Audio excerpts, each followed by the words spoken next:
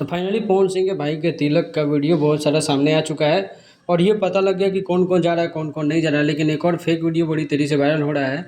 डिम्पल सिंह के साथ साथ लोगों ने ज्योति सिंह को भी पहुंचा दिया उनके भाई के तिलक में, जबकि ये वीडियो पूरी तरह से आप लोग जानते ही हैं कैसा है। इसके बारे में बात कर लेते हैं उससे पहले रिक्वेस्ट है चैनल को सब्सक्राइब, वीडियो को लाइक करना नहीं भूलिएगा। तो आज जो सबको पता है कि पवन सिंह के भाई चचेरे भाई रघु सिंह का आज तिलक है और वहाँ पे स्टेज से प्रोग्राम हर चीज़ रखा गया है, जहाँ पे रितेश पांडे से लेकर बहुत सारे कलाकार आए हुए हैं और डिम्पल सिंह भी उनके घर पर आई हुई है। पवन सिंह को आना था लेकिन पवन सिंह अभी तक नहीं पहुँचे हैं और लेकिन डिम्पल सिंह अभी तक पहुँच चुकी हैं।